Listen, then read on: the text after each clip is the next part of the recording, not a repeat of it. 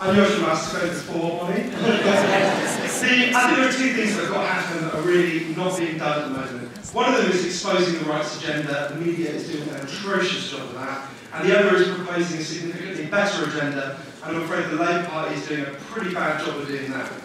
In terms of exposing the right, there's a perfect symbol to it. I don't know if anyone's come across him, of David Cameron's New Conservative Party. Has anyone seen Jacob Rees-Mogg? Do you know who he is? He's been selected for one of their safe seats. 95% of the country is white. The list can't be totally different from the country at large. Indeed, the purpose of it is to make us more like the country at large. He's a 40-year-old man, and everywhere he goes he's accompanied by his nanny, who he calls Nanny. And he's recently been ribbed a little bit by me, about this. And he said, listen, if I've got a nanny, I've got a nanny. And if anyone doesn't like it, tough, I'm keeping nanny. He then added, I promise you I'm not making this up, you can check the quote. I do wish you wouldn't keep going on about nanny. If I had a valet, you'd think it was perfectly normal. 5 minutes later, in a speech, he said, the problem with Britain today is the nanny state. And you might think this is like a lone freak, but actually David Cameron is very close to this PG Woodhouse conservatism. In an interview with Dylan Jones recently, he said, you know, the papers keep complaining that my wife Samantha comes from a very blue-blooded background, but actually she's very unconventional. She went to a day school. In the same interview, he revealed he didn't know how many houses he owned. First he thought it was 2, then he thought it was 3, then he thought it was 4, then he said, well, my wife does own a field near Scunthorpe, which is in fact a 100-acre estate. Now, this is again, goes right through the Conservative Party. George Osborne recently said that his inheritance tax cut on properties worth £1 million would benefit people living in council houses. He said his £20,000 a year private school St Paul's is, quote, incredibly liberal because you can be anyone there. Your mother could be the head of a giant corporation or a solicitor in Kew. I love this idea, the lowest rung in Britain. Who will help the children of the solicitors from Kew?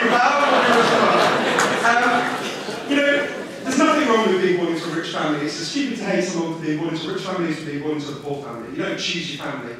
What you do choose is what you do when you grow up. Some very great people were born into rich families. Franklin Roosevelt, the greatest progressive president of the 20th century, was born into a rich family and he spent his life crusading for the poor. George Orwell went to Eton and he was the greatest socialist this country ever created.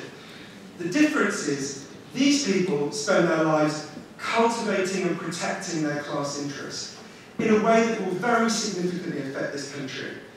Imagine that you thought council houses were worth £1 million. Now imagine you're making policies that will affect this country.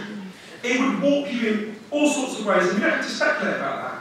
One of their priorities is a tax cut for the richest 3,000 estates in Britain. Now look around Britain and you think, what's wrong with our country today? I know the richest 3,000 estates don't have enough money. Let's give them some more.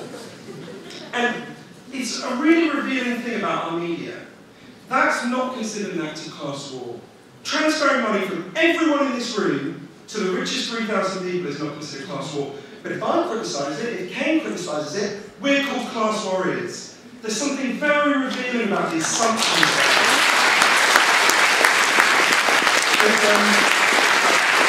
There's a great line of Warren Buffett, the billionaire, said. He said, you know, let's face it, there's a class war going on, my side's winning. This affects it in the sense that David Cameron is pickled in a market fundamentalist ideology that says that anything the state does will threaten the interests of people like him and so it must be opposed. And he's proposing something really quite extreme. Paul Krugman, the Nobel Prize-winning economist, when I read him Cameron's quote, said, my God, this is pure Herbert Hoover, it's economically illiterate. The idea that in the middle of a recession, or when we're in a very fragile recovery, you should start hacking chunks out of state expenditure and cause the fall in demand is crazy. But we don't have to just listen to Paul Krugman, we don't have to just look at the history, that in fact, when this was tried in the 1930s, the Cameron approach, the depression got much worse. Actually, someone who's doing a really perfect test, you know, little laboratory experiment, as Francis mentioned, in Ireland, just next door, they're doing exactly what David Cameron says we should do. They've got a €60 billion budget, €60 billion euro budget, and they're cutting 15 billion of it. And the result has been very clear. The economist Rob Brown said, There has been an astonishing 15% shrinkage in the Irish economy. This is the sharpest contraction ever experienced by any industrial nation in peacetime. Currently, 14% of Irish people think their government is doing a good job. Now, that is the route David Cameron wants us to follow. It's very interesting. If you look at the countries that are coming out of recession, they're doing exactly the opposite. In China, 88% of their GDP growth is through fiscal stimulus, through government spending, the very thing David Cameron says we shouldn't be doing, and they were the first major economy to come out of the recession. So I think in terms of loads of politicians who originally took the Cameron line, like Angela Merkel, the German Chancellor, are so impressed by the evidence from Ireland, from China, from across the world, they've totally changed their position, and they're in favour of fiscal stimulus. So, I think it's very clear, vote blue and get ready to sing the blues. But we've got to also be proposing a good alternative, and it's really important. This late in the day in a Labour government, we can really see, when this government is remembered, the times when it was just like the right, when it supported the right's agenda, will be remembered as the great disgraces of the government, whether it is the catastrophe in Iraq where 1 million people have died, whether it's the deregulation of the banks, which got us into this mess, which I'm afraid Tony Blair and Gordon Brown supported every step of the way. The times when it broke with the Tories, when it really picked a fight, which had been far too few, will be remembered as amazing achievements, whether it's the doubling of spending on the NHS, the minimum wage, civil partnerships for gay people. So I think looking forward, we need to remember that lesson. Now, I think it's pretty hard to imagine a context in which Labour's going to win the election, but we are going to have to really look at rebuilding Labour and getting a good system later on. And I think there is one solution which actually addresses the two great crises that face us. At the moment, we've got to spend a huge amount of money to reinflate, to get the economy going again. We're also facing the unbelievable crisis of global warming, and I've been reporting over the past few years from all sorts of places where people are already dying, whether it's Darfur, where they're killing each other because all the water dried up, or Bangladesh, where I've been to villages where everyone's dying because everything is rising, the water is rising so fast.